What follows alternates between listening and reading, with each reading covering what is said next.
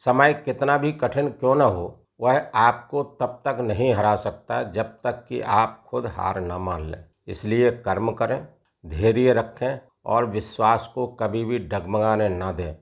साथियों नमस्कार, मैं RS खरे अपने चैनल मातु पितृ ज्योतिष ज्ञान के माध्यम से आप सभी दर्शकों का हार्दिक अभिनंदन स्वागत करता हूं। इस वीडियो में हम मेष राशि वाले जातकों के लिए शनिदेव के वक्री चाल की चर्चा करेंगे, क्योंकि शनिदेव महाराज अभी तक मेष राशि वाले जातकों के द्वादश भाव में गोचर करते हुए मार्गी चले आ रहे थे, किंतु 13 जुलाई 2025 से शनिदेव महाराज वक्री हो गए हैं और 27 नवंबर 2025 तक शनिदेव महाराज वक्री ही रहेंगे।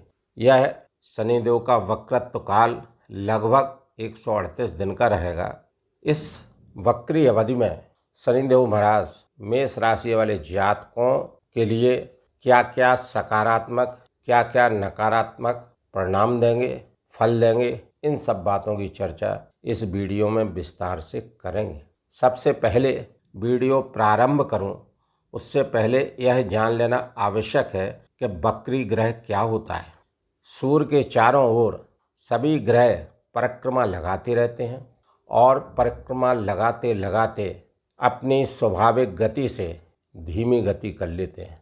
जो भी ग्रह अपनी स्वाभाविक गति से धीमी गति कर लेता है तो बाकी सारे ग्रह आगे निकल जाते हैं और वह ग्रह पीछे रह जाता है, क्योंकि उसकी गति अन्य ग्रहों की अपेक्षा धीमी हो जाती है और पृथ्वी से देखने से ऐसा महसूस होता है कि वह ग्रह उल्टा चल रहा है, वक्री हो गया है, लेकिन ऐसा होता नहीं है, ग्रह सीधा ही चलता है।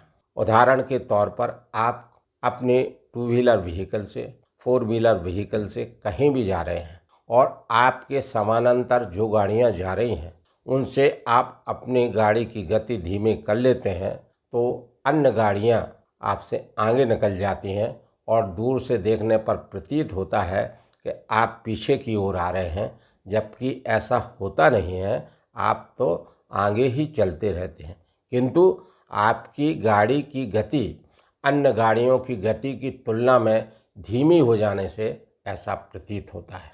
आशा है मेरे दर्शक वक्री ग्रह के बारे में समझ गए होंगे और ठीक यही स्थिति मेष राशि वाले जातकों के द्वादश भाव मीन राशि में शनिदेव महाराज की है। जब कोई भी ग्रह वक्री हो जाता है तो उसकी सूर्य से दूरी अधिक हो जाती है और पृथ्वी के करीब आ जाता है।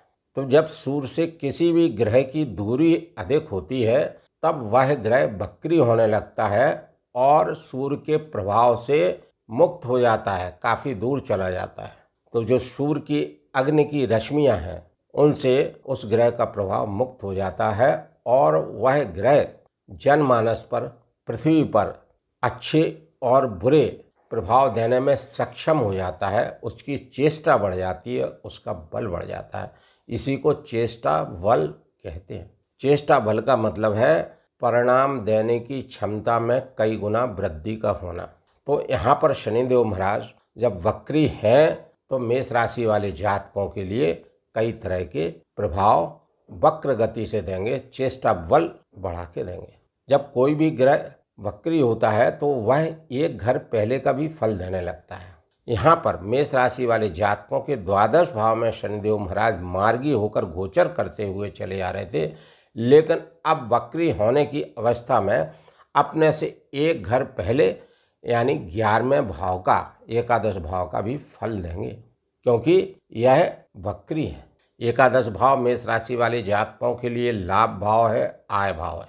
तो यहाँ पर शनिदेव महाराज लाभ कराने का काम करेंगे, आय कराने का काम करेंगे। सौर मंडल में सूर्य और चंद्र कभी भी वक्री नहीं होते। राहु और केतु सदैव वक्री होते हैं। मंगल, बुध, बृहस्पति, शुक्र, शनि, ये 5 ग्रह ऐसे हैं जो प्रति वर्ष वक्री और मार्गी होते रहते हैं। तो यहाँ पर मेष राशि वाले जातकों के शनिदेव के वक्री होने से अनेक तरह के शुभ और अशुभ फल मेष राशि वाले जातकों को प्राप्त होते रहेंगे और यह शुभ और अशुभ फल की प्राप्ति निर्भर करेगी मेष राशि वाले जातकों की जन्म कुंडली में शनिदेव महाराज की स्थिति पर। शनिदेव महाराज कुंडली में कैसे हैं, कमज़ोर हैं या मजबूत हैं? यदि शनिदेव महाराज 3, 6, 11 भाव में स्थित हैं तो अच्छे फल देंगे। शनिदेव महाराज नीचस्थ नहीं हैं, उच्चस्थ स्थिति में हैं, तुला राशि में उच्चस्थ के होकर बैठे हैं, अंश बल में कमज़ोर नहीं है, सूर्य के साथ अस्त नहीं है और लग्न के लिए अकारक नहीं है, तो शनिदेव महाराज इस वक्री अवधि में मेष राशि वाले जातकों के लिए निश्चित रूप से शुभ फल देंगे, क्योंकि यह 50% फल एकादश भाव से करेंगे और यह भाव लाभ भाव है तो अनेक तरह से लाभ दिलाने का काम करेंगे। क्योंकि मीन राशि में शनिदेव महाराज का गोचर हो रहा है और मीन राशि मेष राशि वाले जातकों के लिए द्वादश भाव है, यह खर्चे का भाव है, यह व्यय का भाव है, यह विदेश का भाव है। इन सब चीज़ों में लाभ दिलाने का काम इस वक्री अवधि में शनिदेव महाराज कराते रहेंगे। शनिदेव महाराज मेष राशि वाले जातकों के लिए कर्मेश है, कर्म फलदाता है। शनिदेव महाराज कर्म, न्याय और अनुशासन के कारक ग्रह हैं।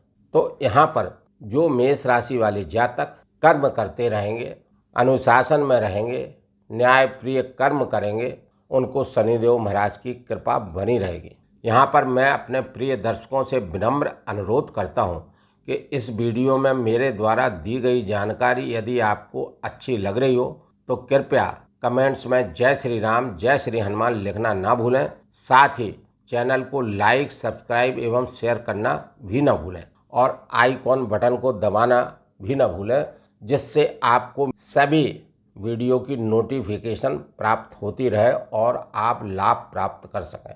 यहाँ पर मैं अपने दर्शकों से एक निवेदन करना चाहता हूँ कि इस वीडियो को अंत तक अवश्य देखें ताकि आप शनिदेव के वक्री स्थिति और उपायों को बेहतर रूप से समझ सकें। शनिदेव महाराज एकादश भाव के भी फल देंगे तो आपको अनेक तरह से लाभ दिलाने का कार्य करेंगे।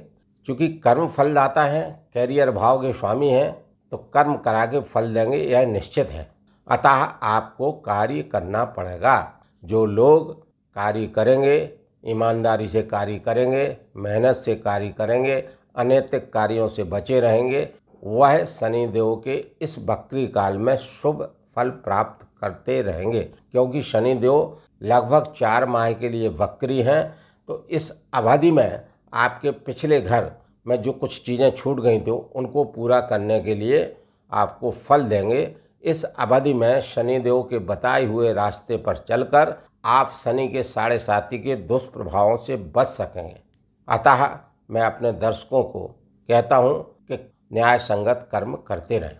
जिन जातकों की कुंडली में शनिदेव की स्थिति कमज़ोर है और जिनकी कुंडली में स्थिति मजबूत भी है, वह सभी लोग शनिदेव के उपाय करके शनिदेव के इस वक्री काल से लाभ प्राप्त कर सकते हैं।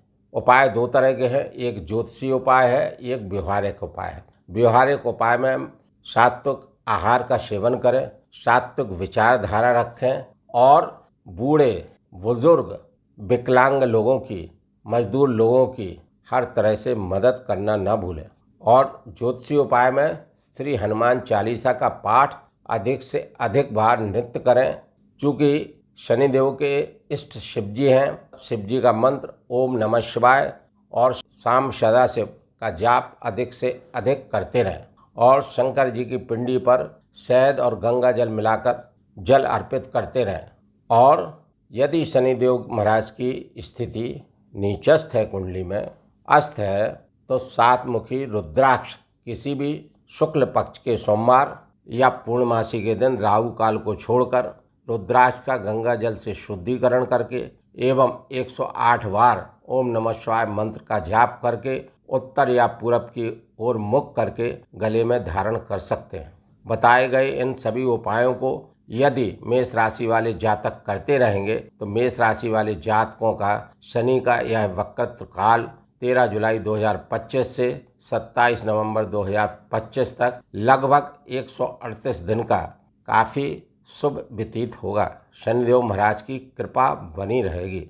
यहाँ पर मैं अपने प्रिय दर्शकों से विनम्र अनुरोध करता हूँ कि इस वीडियो में मेरे द्वारा दी गई जानकारी यदि आपको अच्छी लगी हो तो कमेंट्स में जय श्री राम, जय श्री हनुमान लिखना ना भूलें। धन्यवाद।